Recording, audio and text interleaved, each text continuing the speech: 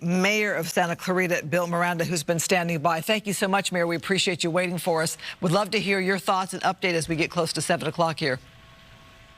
Yeah, and thank you for having me. The news hasn't changed very much, honestly, since about 4 o'clock. The fire continues to go. You can see the flames in the night. It's a little scary when you look at it and you see the winds blowing. Wind is our biggest concern right now. The winds in our valley have a habit of turning on a dime. They can change direction very easily, and as you know, from the other fires in LA County, embers can travel. Mm-hmm. Embers can travel a mile and sometimes as much as 2 miles. So everybody still has to be on high alert that something might happen in their neighborhood. So we're cautiously optimistic. We like what we're seeing right now. We hope it stays this way so that tomorrow morning we can all wake up feeling very, very safe. But we have to be vigilant 5% and alert. And I just got the word that it's 5% contained, yeah, which is a start. And yeah, we're very thankful for all the first responders, all the firefighters, sheriff's deputies, CHP, Forest Service, all these volunteers. You know, some of the volunteers are from even out of the country and certainly out of the state and out of the city area. But we're getting a lot of volunteers. We're getting a lot of calls. Congressman George Whiteside was on an airplane. I don't know if he's landed back here yet, but he's involved and wants to help in any way that he can, representing the federal government. Senator Suzette Valladares and Assemblywoman Pilar Chavo have contacted me offering their help should it be needed.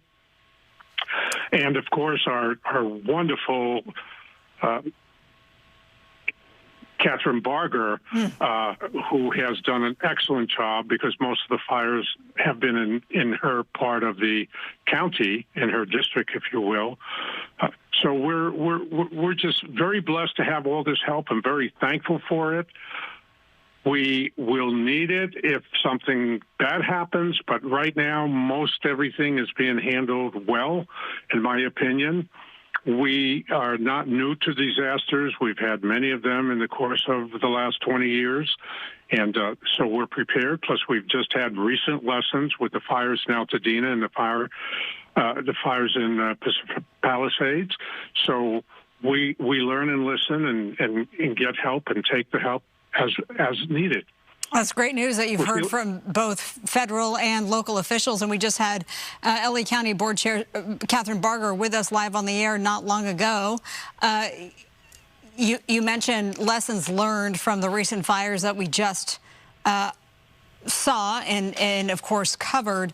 What are some of those lessons learned? And you know, did anything change for your city, for instance, in just the last couple of weeks? Well, yeah, one of the most important things is when you get the warning to evacuate, at that point, you need to be ready to evacuate on a moment's notice.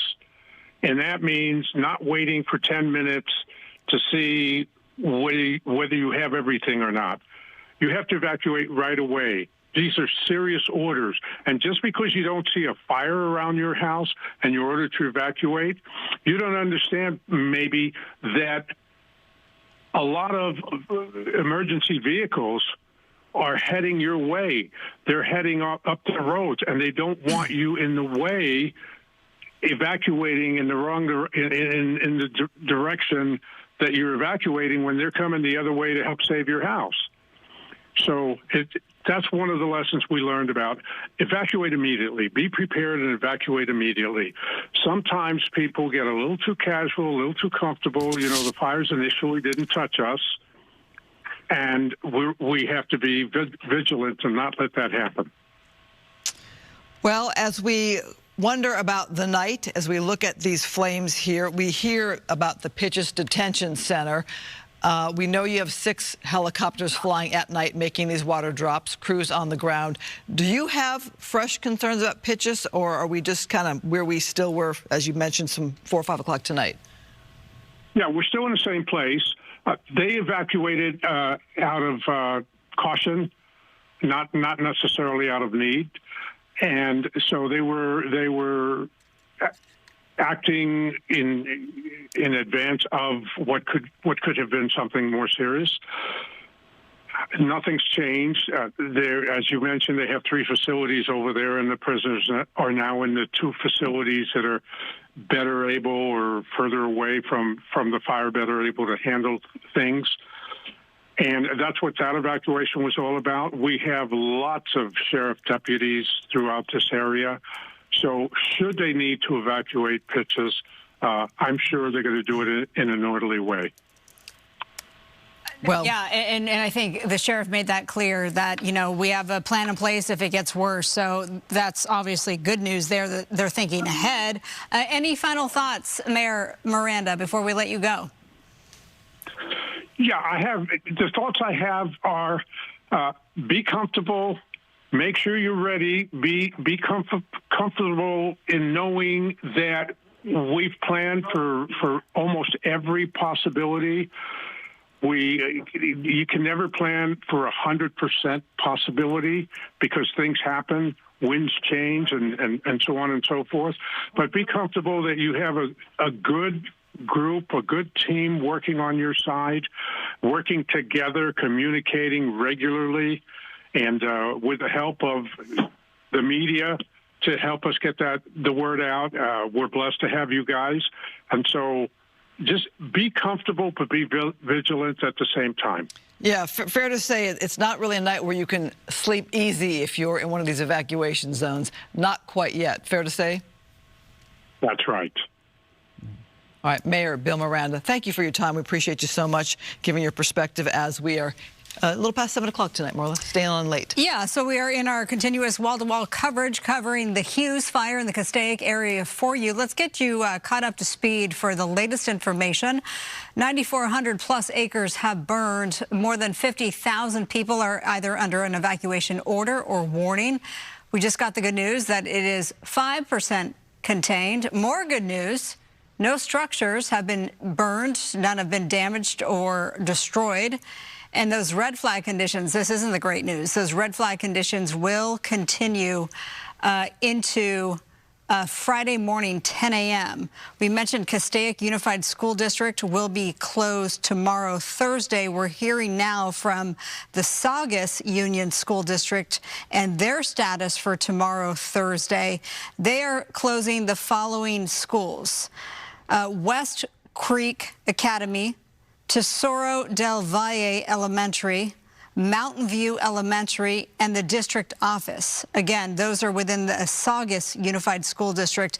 Announcing these closures, I'll repeat it again: West Creek Academy, Tesoro del Valle Elementary, Mountain View Elementary, and the district office, all closed tomorrow, Thursday, January the 23rd.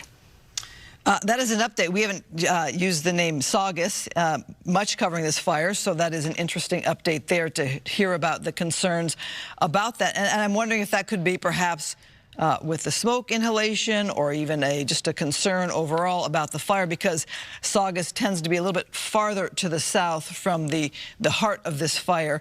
But, you know, we don't know how the winds are going to change and how things are going to change, and maybe you want to keep all those routes open for fire emergency officials and not have to worry about the kids in the morning. Well, the note that was sent to parents explains that these sites are in mandatory evacuation or warning zones, so they are most definitely impacted. It goes on to say, this note to parents: all school services at these 3 sites will be closed for the day. Again, this is for the Saugus Union School District. Some closures to report there. Well, we are continuing to watch this fire and get new updates. That is a brand new update when it comes to this fire, the Hughes Fire that started to the north of Castaic Lake. It was to the northeast of Castaic Lake, starting at 11 o'clock today. And we're still watching the fire burn tonight, even though we have containment information that came in on the very same day as the fire, which is welcome news. Of course, Mother Nature cooperating a bit in that it wasn't like the Palisades or Altadena fire. You had wind gusts, but nothing like we saw with those fires, which allowed firefighters to plan and prepare and get a handle on things. You look at the night sky there, it's still very concerning. You hear about winds tomorrow, still very concerning. But 5% containment, Marla, I mean, to have containment the very day of a fire, any kind of containment news is really, really welcome news. You make a great point, because I think it was, gosh, I'm trying to think back. Ed Laskos was in the middle of a live shot when we got, I think, like 2% containment on the Palisades fire, and that was on day 2 or 3. If memory serves me correctly. So yes, they have made significant problems. Sure, it's just 5%, but it's 5%. It is absolutely a start. So good news there. And again, no structures reported to be damaged or destroyed as well. So, and fire officials seem to be cautiously optimistic. That's, I think, a fair phrase to use, because we've heard from CAL FIRE, we've heard from LA County Fire, the lead agency, that things are looking good in terms of their firefight. You see all the engines down below. Amazing. We have at least 6 helicopters, we know, that are doing the water drops on this Wednesday night past 7 o'clock. And it's not just LA County Fire and CAL FIRE. There's the Angeles National Forest crews that are out there as well. We know inmate crews are there on site as well. They happen to be in town helping fight the Palisades fire. We know that a lot of the resources, in fact, from the Palisades fire have been brought over to the Hughes Fire to help out. And it seems to have paid off so far. Yeah. We have Robert Moses, who is there on the ground, and talking about the evacuees. There are, what, 30,000 people still not allowed to go back into their homes, 50,000 people total who are under concerns about evacuations. So, Robert, what are you hearing from people? Yeah, such a tough night for these people, and we've moved just a little bit from the last time we spoke to you, because we wanted to give you a sense of the fire, and we've been watching this ridge line, and every so often you can see one of those water drops take place. One of the helicopters comes over the ridge and drops water. You can see that even in the nighttime hours. It's quite a sight to see, and luckily, as you guys have so eloquently spoken about, we're now at 5% containment, so that's some good news. However, we can't ignore the tens of thousands of people, of course, who are out of their homes tonight, wondering when they will be able to go back. A few minutes ago, I spoke to a mother and daughter, Terry and Valerie, who live here in Castaic. They had evacuated to the parking lot of the Ralph's, just about 2 miles or so away from here, and they told me about what it's like not knowing what kind of condition they'll find their house in whenever they're allowed to go back. Well, I had been home just about 5 minutes when Valerie texted me that there was a fire by the lake, and I went outside, saw it, and probably like for about an hour, I was packing stuff up, and I kind of had a mental list of what I needed just because of watching, you know, people who just had gone through this. So I kind of had a mental note, just made a pile, packed it up, got the dog. I grew up in this house like this. I've only ever lived in Castaic, and I'm 18. So it's definitely really sad. I mean, all my friends live here too. I had friends who got evacuated as well. So we've been kind of checking in on each other. So the good news is that no structures have been damaged or destroyed at this point, but that doesn't mean that this won't be a sleepless night for Terry and Valerie and for the rest of the family. You can probably see one of those other water drops that just took place here a second ago, and part of the fire really flamed up in a pronounced way in just the last couple seconds since you spoke to us. We actually tried to, we had intended to try to go and get close to Terry and Valerie's home here in Castaic, but we couldn't get there because of all the road closures here. Obviously, there's a pretty wide perimeter set up for the firefighting efforts.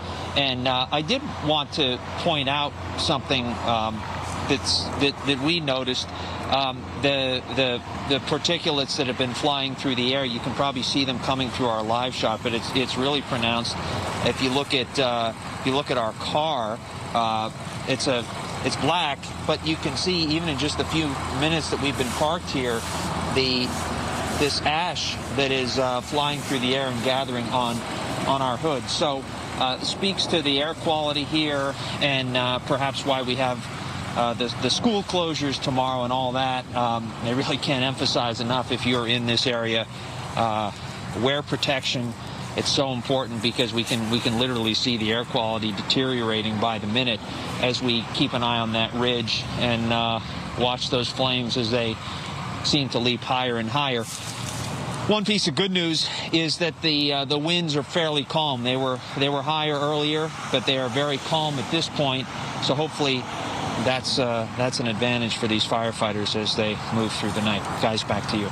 As much as we're hearing about progress here with the 5% containment, for those people who've evacuated, Robert, I got to think there's a little PTSD when you think of what we witnessed in Altadena and the Palisades, just the fear of it all, the reality for some people, the dramatic change in their lives and livelihoods. There's just got to be PTSD just even thinking about that thought. Yeah, you're exactly right. You heard what Terry said. She said, hey, you know, the Eden fire, the Palisades fire kind of gave me a chance to reflect, well, what would I take if I were in this position? Well, guess what? Terry found herself in that position earlier today, unfortunately. So, yes, there is that sense of PTSD, and we'll keep an eye on the ridge because the picture is so vivid as I talk to you. But, yes, there is a sense of you know, we've been through this before. What do I take? And luckily, Terry and so many others like her were able to not waste any time today. They had a plan. They knew what they wanted to take. They didn't waste any time. They grabbed it, and they got out. And as I said goodbye to Terry and Valerie, I said, hey, you know, the key thing is that you guys are safe, whatever happens to the house. Obviously, we want it to be standing, but it can be replaced. You can't. And so luckily they got out of harm's way, and now they'll just wait the night. It doesn't look like they'll be able to go back to their home, at least tonight. Certainly it doesn't seem to be a prudent thing to do. I looked at a picture of how close this fire had gotten to Terry's home, and it's very close. So she would be wise to stay out for the night and just see what tomorrow brings. But yeah, it's unfortunately, people have had a lot of practice, if not on their own, then just watching the plight of others who have had to flee and saying, hey, here's what I'll take if I have to go. And today, a lot of people in this area found themselves in that very position. Yeah, we've heard from a lot of people, including I know some people who you talked to, that they were watching the Palisades and Eaton Fire's coverage, and they learned a lot, and they actually took steps to sort of fire harden their homes in the last 2 weeks. One woman on the air with you earlier, Christine, talking about sprinklers on the roof, and you know, she took it very seriously, and obviously, hopefully, that'll pay off. Robert Moses, we appreciate your reporting. We'll check back with you soon as we look at a helicopter flying in the night sky, all of those hot spots down below. Let's check in with our meteorologist, Star Harvey, about the winds, but then also we do have some rain headed our way this weekend, Saturday and Sunday. Sunday appears to be the stronger rain. Yeah, you know, that's right. We do, according to the National Weather Service, have a high confidence in that widespread rain. We're looking at anywhere from a tenth to, I'd say, a half an inch, most common, except for portions of the San Gabriels, where we could see anywhere from a half to, I'd say, an inch and a half spread out over a long duration. So from as early as Saturday through portions of Monday. We do have a thunderstorm chance as well, and that's what Marla's talking about there on Sunday, where we could see, as of now, there's about a 10 to 20% chance that it could happen anywhere at any time on Sunday throughout the area. And with that, that does give us a low risk of debris flow. It's not zero, but it is low, and this is going to be over some of those burn areas. I also do have to throw out the fact that we do have a moderate risk of some small hail. Again, the timing of this precipitation entering our area is as early as Saturday afternoon, and it is expecting to last as late now as Monday night, with the highest chances being on Sunday. Let's talk about some of the weather conditions happening right now over the Hughes Fire. We do have a much calmer wind pattern. I can tell you once again that when this fire started just right before the 11 a.m. hour, we did have winds going at about 15 to 20 miles per hour sustained, but the gusts, they were around 30 miles per hour. And so over the last, I'd say, few hours or so, we have seen winds cut about in half. So currently over the area, we do show that the winds are moving in single digits right now, just about 9 to 10 miles per hour, still pushing out of the north, and the gust also in half from when we seen that fire start earlier. So just at about 14 miles per hour. We do expect that the northeast winds could strengthen and expand tonight into tomorrow morning. And with the peak winds, that's likely to be tomorrow. That's when the National Weather Service says it is the greatest period of concern. So that could mean our winds could go anywhere from about 35 to 50 miles per hour during that peak gust. So while models are showing that the winds in this area right here where the fire is burning in Castaic, that the winds are calm tonight in the area, the red flag warning lets us know that at any point that could change. The models also show that the winds from now through our overnight hours will be ranging from about 10 to 15 miles per hour, and the gusts could go at about 10 to 20 miles per hour for tonight. Those same models also show a slight uptick early tomorrow morning with our winds around the 6 a.m. hour. Lastly, those models show that later in the morning tomorrow and through our afternoon is when we really start to see the winds pick up, which does match with what the National Weather Service is showing as the greatest period of concern. And again, you have to remember that we are expecting to see some of those isolated areas that could still reach the numbers in the red flag warning, which I want to continue to throw that out. Could be 35 to 50 miles per hour, not just across this area where we do have the Hughes Fire burning. This is going to be for a big portion of LA County and Ventura County, and also 50 to 60 miles per hour in some of our favored mountains. So with that, we could see the rapid growth and spread of these fires, much like what we've seen here in the Hughes Fire, where this fire, again, started off with just 50 acres in the 11 a.m. hour, now burning close to 9,500 acres in, which I would say in a short period of time. And the winds do play a huge part in this, but we also have to pay attention to the dry fuels out there, the low humidity values. Humidity values are not expected to rebound if much at all overnight, when we usually see patterns like that happen. Winds are going to continue to pick up, and again, the humidity values are very low, about 2 to 10% across the area there. Back to you. We're going to be joined by phone by Deputy Robert Jensen from the Santa Clarita Valley Sheriff's Station. Deputy, we thank you so much for being with us yet again as we